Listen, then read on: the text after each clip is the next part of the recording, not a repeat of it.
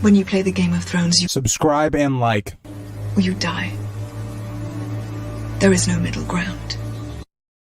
All right, hello YouTube. Welcome back to the Grease Comedy channel. Today's video, we are going to be doing a what if that you guys suggested that you wanted me to do this week. So we're going to be talking about what if Theon had never betrayed Robb and he had actually just have maybe sent a message back to Robb and or just continued supporting Robb instead of his father who was planning on invading the North. What would have changed?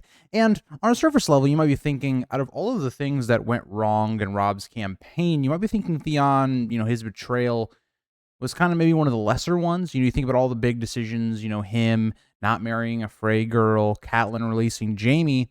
Well, I actually think this one could be the biggest of all of them. It actually is the one that is the first real domino in the issues that Robb would face and lead to his inevitable death.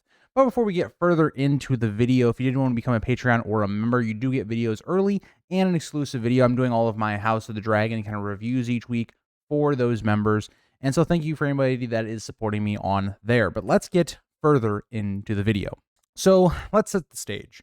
Theon goes back to the Iron Islands. He kind of finds out what the plan is, and he feels in a way that his family's pushed him away. They've blamed him for being gone. Asha has really become like Balon's son in a way, in a weird way, the way that culture works. She is the one that Balon is relying on, giving her command of the fleet. And so in terms of Theon, he feels left out. And so Theon decides to go back to the Starks with Robb, where at least he feels somewhat like family to Robb. Even though I do think, there's still a really complex relationship between Robb and the Starks and the way he's treated, Theon was treated better with the Starks than he ever was with the Greyjoys. And so in this situation, Robb and Theon are kind of brought back together. They don't, have this big, great divide, and it causes so many things. What really changes? So the first thing that, changes right away, well, Winterfell would never have been captured or attacked. So in that part of it right away, you wouldn't have that issue going on. Theon, that was kind of his own plan that he ended up doing. And the Greyjoys realized they could never hold Winterfell, which was the case. That was true.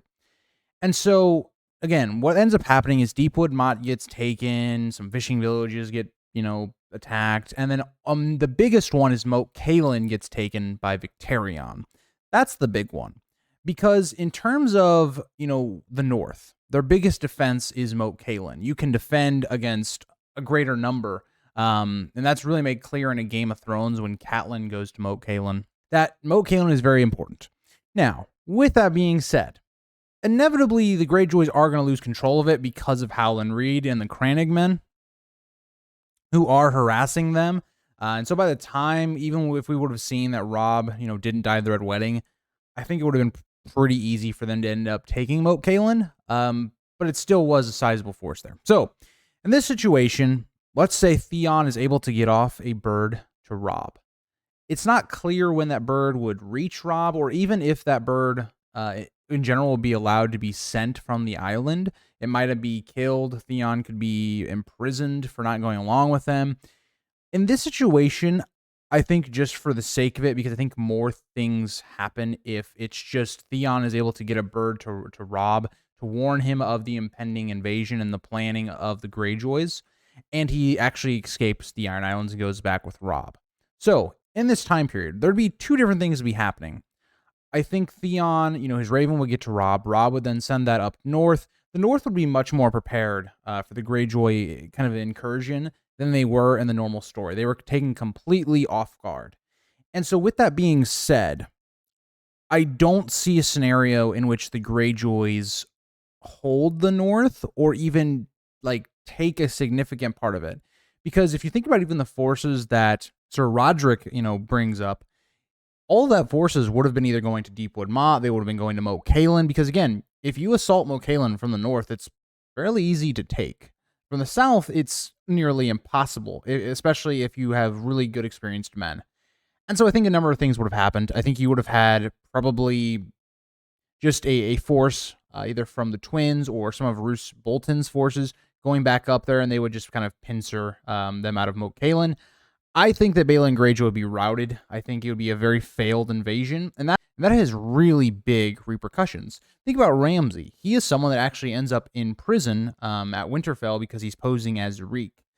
He would never be freed in this situation. He would still be a captive awaiting, Robb's justice on him or whatnot. They don't know he's Ramsay, of course, think he's Reek. But still, in that case, Ramsay's not roaming free. He's not doing all these horrible actions that he ends up doing, especially with like Theon. You're sitting here in a situation where Bran and Rickon both are safe. There's no alleged that they got killed by Theon. That never happens. And so Catelyn never finds that out. Remember, the book and the show are very different in terms of how they handle the idea of Catelyn freeing Jaime. In the show, it's done in a way where it makes Catelyn seem way more reasonable. It seems like there's going to be kind of a civil war type situation in the camp if Catelyn doesn't release Jaime or he isn't killed. It was looking like there was going to be violence that was going to occur because of Jaime still being there. But in this scenario in the book, right, it's completely different. Jaime's completely, safe in River Run. Yes, there was an attempt to get him freed, but it didn't really end up working out. And so in this situation, Catelyn would really not have any motivation to release Jaime. She may still want to do so to get her daughters back. But the thing that really pushes her over the edge is the news of Bran and Rickon's alleged deaths. Because she realizes, she's losing all of her children, her family, everything that she's, wanting to get. She doesn't care about this war outside of, keeping her family safe and those things. And so, to me personally, I look at that situation. I think that's crucial. I think Jaime is never released. I just don't think that occurs. That also then, I think, causes the Karstarks to not, lash out and put Robb in a sticky situation where he either has to keep Lord Karstark as a hostage or kill him. So that all alleviates a lot of problems that Robb had. Now, you also have another part of it. Another part that we look at with the Jane Westerling plot. One of the major factors of what that occurs there is very similar to Catelyn. It's a multitude of things of why Robb ends up sleeping with Jane. The first part of it is, well, Robb is injured, and it seems like Jane Westerling was very much placed next to Robb. It seems very suspicious. Now, you could go with the love potion theory. I'm not going to really put that into this theory because we just don't know and if that's concrete, if that's really what happened. It seems like the normal thing is just Robb was in a moment of weakness and things happened. And so you compound all those things with then him finding out the news that Rickon and Bran both are allegedly dead. And he's lost the North. Well, that wouldn't even occur here. That just would not happen. You also think about Theon would also, was Robb's best friend, and he betrayed him. So Theon would also still be with Robb, could be someone he could confide in. I don't see a situation where Robb gets with Jane. I just don't think it's going to happen unless you're going to go with the Westerlings where, giving him a potion of love or something like that. So a lot of Robb's issues actually resolve themselves based upon one thing, and that's Theon not betraying Robb. All of the things that happen after Theon and the Greyjoys attack leads to the trickle effect. It leads to all of the things, undoing themselves. And we give all the credit to Tywin, of course, because he does the Red Wedding and all that stuff. But in a lot of ways, Tywin just is an opportunist. He takes the opportunity of Robb's imploding camp and turns that against him. So in this scenario, you're faced with a really, really weird scenario. Because Robb doesn't need to go back up north to, take the North. So he doesn't need to go back there. The Wildling March is still happening, and that happens, after the Red Wedding. So maybe Robb would have gone back up north to help the Wall. That's very possible. You're just in a weird situation where Robb does not have the men to go against the power of the Tyrells and the Lannisters. And so you're in a weird spot because what occurs next? I think what Robb would do, given the situation, he still could have continued his campaign in the West. That could have made a lot of sense, right? There's no need to go back north this time unless he gets the news that the Wall is under attack, or it's going to be under attack by the Wildlings soon. I could see a situation then where Robb, maybe he's continuing his campaign in the West. He came back for, his grandfather's death and all that stuff, and also, the idea of needing men and all that stuff, which leads him to the twins. In this situation, he could continue going to attacking the West. He could maybe try to pose a threat to Lannisport, or he could try Castle Rock. I don't think it'd be a good idea to do so. I'm going to go with my idea here is that Robb takes the northern force back up to defend the wall against the wildlings. That's where I think it goes. I've kind of gone with this theory, and it's gone two different ways based upon where we are here. But what ends up is going to occur is Stannis is also going to have the same idea, right? Stannis is also going to realize, okay, let me go north after the defeat of the Battle of the Blackwater. So you're going to have two, kings, self-styled kings, going to try and, defend the wall against the wildlings. This is actually going to go really, really well for the north, right? They're going to have much more support for this impending wildling attack. And so let's think about some other stuff going on, whether that be in King's Landing or whatnot. The first big thing to think about is Arya. Arya would definitely meet back up with her family, right? The only thing that stops that's the Red Wedding. And so I think Arya would meet up with her family. I don't think she'd be going to Bravo, so she's not going to get any of that training that goes on there. So that's a huge change. I think Bran Rickon still being alive. Catelyn would actually have a pretty good, ending, or not ending, but a pretty good, going forward. She would still have Bran and Rickon. She would still have Bran and Rickon, which she would see when Robb goes north. She still has her son Robb. She is going to find Arya. So then the other part of this, which I find is even more interesting, is now she knows that the Lannisters only have Sansa. It's only Sansa that they have, which is still not great, right? Catelyn's going to want, Sansa to be freed. And I think even that Catelyn would push even harder on Robb to sue for peace, which I think he could do. He could definitely think about it. I think logistically, if he's thinking about it, he's going, how do we stop the Tyrells and Lannisters who have far more men? Yes, you're a brilliant, military man, but, so are the people on the other side. You have Randall Tarley now and Tywin, and you can make the arguments of how good of commanders they are, but they're still both competent commanders, and Tywin's taking him seriously now. So, I don't know. It comes to this point where you're going to have Robb and Stannis meet up. And so this is going to be a crucial point of the story, because the North is completely unified under Robb. Would Robb and Stannis team up? Would they fight each other? I think Stannis would probably try to sue for some sort of peace, right? After being defeated by the Battle of Blackwater, I think he would have been humbled a bit more. I don't think he would have been the same Stannis that he was with Renly, for instance. I think there's a way that the two would have made an alliance. I do think that's possible. I think Robb could have even seen the wisdom of maybe bending the knee to Stannis. There's no way that you're going to be able to get Sansa back by just hiding in the north. And you can't invade it either because they have more forces than you. So that's possible. I could also see Robb just suing for peace. But either way, when we get to some of the stuff that happens, at King's Landing, for instance, I still think the Purple Wedding would have occurred. Given that there wouldn't have been, I think, as much war going on at this time with the Lannisters and the Tyrells, I think they would have been preparing to invade the Riverlands, given whatever Robb's actions, dictated. But I do think that the Purple Wedding still happens. I think Tyrion would have eventually ended up being imprisoned for the death of Joffrey, which, again, we know was not Tyrion's work. I think Sansa would have maybe still have been removed by Littlefinger because she's still a very valuable piece to Littlefinger, even though she's not as valuable as she is in the normal story. In the normal story, Sansa is viewed as the key to the North. If you marry her, you can kind of get the North behind you. Then you also think about her connections to the Tullys as well. She has a lot of connections with a lot of different families. And so she's still very valuable, but she's not as valuable as she is in the normal story. I still think Littlefinger would have tried to, get her, more or less. And so that would have been interesting, but maybe he doesn't do that, right? Maybe he also doesn't. He doesn't see the reason to do so, because Sansa would just be wanting to go home to her family, who are also alive at this point. It's very hard to dictate what movements would have happened, right? I think in a lot of ways, Olenna still would have wanted him dead, Joffrey, I mean. And if, there's a lot of different theories. Some people think that maybe it wasn't Littlefinger and Olenna being involved and, it was something else.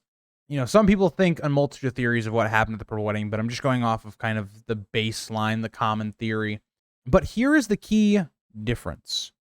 Jaime would never have been released unless Robb sued for peace, which I also think is a possibility. Don't get me wrong. I'd love to hear your guys' thoughts on this one, because I think this is a really long one that you don't know exactly where things can go. And I might even be missing things because the world's so big. So I'd love to hear your guys' thoughts in the comments. But Tywin doesn't die in this scenario because Tyrion is not going to be freed by Jaime. Jaime is the one person that basically forces Varys to free Tyrion, and that leads to Tywin's death. So in this scenario, Tyrion dies. Really weird thought to think about. Tyrion would die. Tywin would have even more of a cemented power. Again, with Tommen as the king, I think the Lannisters are almost at their most powerful because instead of having to deal with Joffrey, you're dealing with Tommen, someone that you can control. So in my opinion, I do think that the Lannisters are in a way better position. And so while all this is all going on, right, you're also going to have Daenerys, right? What is Daenerys and young Griff going to do? Young Griff is obviously not going to invade because he never gets that advice from Tyrion. And also, the kingdom's in a much better place. I mean, in terms of you have kind of your alliances, and it's not as war-torn and weak as it is in kind of Dance with Dragons. So to me, in my opinion, I think young Griff comes over with Daenerys. And whether young Griff, marries her, doesn't marry her, doesn't particularly matter. I think the Golden Company still would follow Daenerys, even if young Griff wasn't at the head of that. But yeah, I think Daenerys eventually comes over. I don't think any of that changes, but she would be a massive problem for the Lannisters and Tyrells specifically. Now, I will say the Tyrells would not be easy to sway. I think some of the bannermen of the Tyrells, like we see in the normal story with the Golden Cloaks, or like with what we think with like the Peaks and maybe even the Tarly switching sides. I think that's all possible, right? But Tywin being at the head of the leadership would definitely be tough to see if Reach Lords would maybe go over to Daenerys' side. And I think Dorne would definitely be in a position to support Daenerys as well. I think you kind of come to almost the same position that we are in the normal story, but the Starks are just in a happier place, I guess. That's kind of how I look at it. Because I think the Starks would be in a place where you're like, okay, most of the family doesn't die. They're all kind of good. It's just the Stannis element that I think is very interesting. So you would have like a Robb Stannis coalition, which is kind of what we see in the book, except the Boltons are in the role. So like we don't have a unified North, but somewhat similar. You have like a Northern coalition. You maybe have still Littlefinger and maybe Sansa in the Vale with Robin, and maybe they're rallying their army behind, Stannis and Robb maybe. Who knows? They're still very much a wild card in the scenario. I think that Illyrio and Varys would still be just kind of backing Daenerys based on the fact that young Griff can't really just go over by himself. That doesn't really make any sense in my opinion. And so we have this situation where it's kind of similar to the main story. And it would come down to, would the realm unite? And Stannis, in my opinion, has the biggest issue. Because Robb doesn't want the Iron Throne. Stannis, of course, wants the Iron Throne because he believes that's his birthright, which, based off of, how the laws go, it is his throne, more or less. And so you come to this point where I think Stannis and Daenerys trying to work together would be something insanely difficult. Now, if Stannis does actually, the threat actually happens, I think I could see Stannis maybe doing a truce with Daenerys. Like something like we were trying to see with Cersei in the show, but it didn't really make any sense. Could happen here, where Stannis and Daenerys maybe put their differences aside, because I think she would roll through. I do believe, even though I think Tywin and, Rhaenys, Tarly, Mace, Tyrell, all this power that's in Westeros, I still think Daenerys with her dragons would just take over. I think they'd take over. Euron is also a wild card in this scenario. I mean, I could still see Balon being killed, Euron, seizing the throne. I could see a lot of that going down. It's very difficult to predict. But in the end, I think it comes down to a situation of, would Stannis and Daenerys work together with Robb to defeat the others? You'd have more men because there haven't been as much, bloodshed in terms of the Stark force there. You'd have Daenerys' forces.